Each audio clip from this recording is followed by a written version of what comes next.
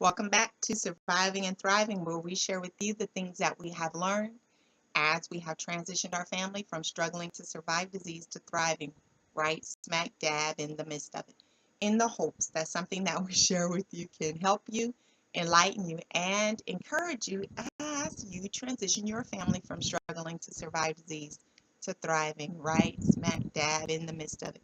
Today, we're going to talk really quick about a taboo subject, your food. I'm not here to tell you what you can and what you can't eat because people get really kind of, they get a little prickly when you start telling them what they can and cannot eat. I'm not here to talk to you about that. I'm here to help you to have success in making sure that you eat right for your health, to do the things that you need to do with food for your health.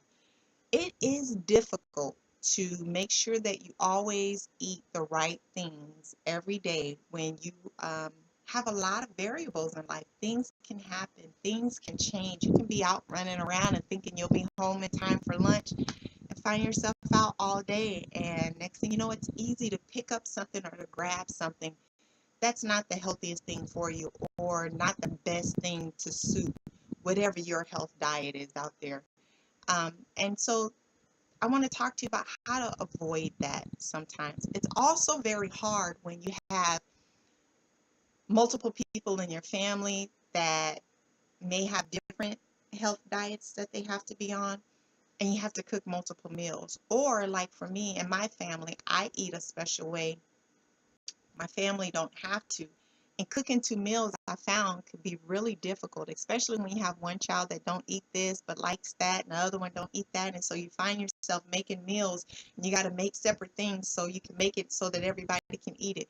You guys, that stuff is hard and it's hard to keep up with, and it's makes it difficult for you to do the things that you need to do for life and for health. So here's some of the things that I found that I've utilized over the years that have been helpful for me. Number one, meal planning. You can plan your menus out as far as you want. You can do a week, you can do 2 weeks, you can do a month. It's up to you, whatever works best in your life.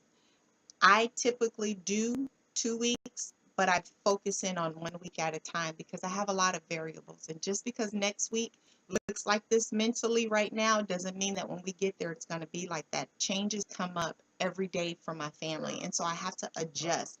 Why do I meal plan, right? Because all those things I talked to you about where life happens, but there's times, you guys, where I'm just not strong enough or I'm just not clear enough to try to figure out what to do at this time. Or life gets going and I need to make sure I still can have the right menus and the right things to eat. It also helps with my groceries, but to do my grocery shopping and to make sure I'm getting the right things and not wasting money on a lot of things and then coming home and not having to two things that match. But when I do my menu planning, you guys, my family has learned to adjust their way of eating. So they eat a lot of what I eat so that we don't have to do multiple meals. But there are times where I will make meals for them that I know that they really enjoy, that I know that I'm not going to partake in. But when I do that in my meal planning, I can also plan what I'm going to eat. It's kind of basically what they eat, but in a way so that I can eat it. There's sometimes where there's certain things I'm just not going to eat. I have to eat something different. I can use the same vegetables, I can use the same meat and create something different for me. Or I can just make something, like sometimes I'll do fish and I'll make extra fish so that way I can eat on fish for a few meals, things like that. But I have it all written down so I'm not stuck in a position where I don't know what I'm going to eat. I don't have anything prepared to eat. Sometimes, you all, I can know that the week is going to be pretty busy. It might mean that I'm not able to cook, or it may mean I can know that this week is going to have a lot on me. By the end of the week, I'm not going to be able to do a lot of cooking. I'm probably going to need to be, you know, need to rest. I can just look at all those things. I kind of have an idea where my energy will be at sometimes because of the things that are on my schedule. So what I do is I prepare things in advance. I may take Saturday or Sunday and cook several things in advance because I know that Monday and Tuesday are not going to be good days for me to be in the kitchen cooking. So I have the meals already prepared so the family, all they have to do is heat it up. Or I can just, have parts of it done and they can put it all together. Now, when I do my menu planning, you guys, I write it, I have a folder, a binder where I keep a lot of the things that It's how I manage my house sometimes. I keep things in there. I have folders for, planning for the children's school and for maintaining my home. And so I write it out in there and I keep all my menus together so that when I come every week, I don't have to think about new menus, new ideas, new creativity. I can look at back on some of the things that I've done in the past and just take different things and create a new menu. I personally like to have a lot of variety in my weeks and in my meals, and I don't like to prepare the same things for my family. And I would like, when I find that we eat a lot of different variety, a lot of good things, and there's a tendency to not want to eat out. So I keep all of that in there.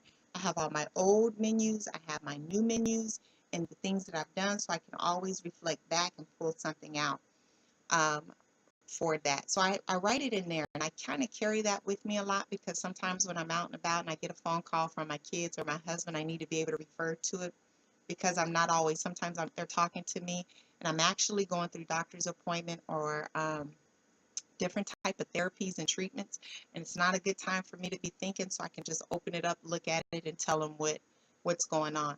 But I also keep a big dry erase board in my kitchen where every week I go in there and I write it out: breakfast, lunch, dinner, snacks. I also write out anything different for me. And I may write out what we're going to do for my husband if he's going to be out working that whole day so that he can have some snacks and some lunch to take with him. I write everything out. The whole family's on the same page. If things switch up in the middle of something and one of the kids have to prepare dinner, it's already on the board. It's already done. Makes it easy. I don't have to put a lot of thought into it. No one else has to put a lot of thought into it. I can prep in advance. If need be, someone else can do it. It can get done. You guys, it's really important that you do that if you're going to help yourself to make sure that you're maintaining the diet that you need to so that you can avoid some of the pitfalls that come with overcoming sickness and disease when you're not eating healthy or when you're putting something in your body that you don't need to put in it.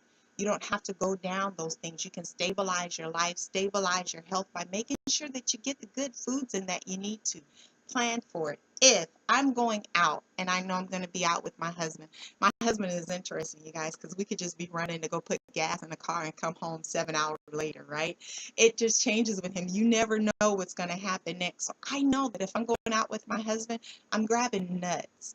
I'm grabbing granola or trail mix that I made. I'm grabbing some, some carrots or, some dried fruit. Anything that I know that I might need to take with me because I just may be out longer than I intended to be out. And that helps me to make sure that I'm eating right, I'm eating healthy, and I got energy to sustain myself while I'm out with him until I get home and I can have dinner. So hopefully something in there might have helped you, might have sparked an idea for you or something that you can do for your family. Remember, in all things, do you. What works for my family may not work for your family, but please, meal prep. One more thing that I wanted to tell you, there may be seasons where meal prepping may be hard for you because you're not physically in the best situation to be able to do that. If you have a loved one who can do that for you, it might help you as a caregiver, something that you can do for that, okay?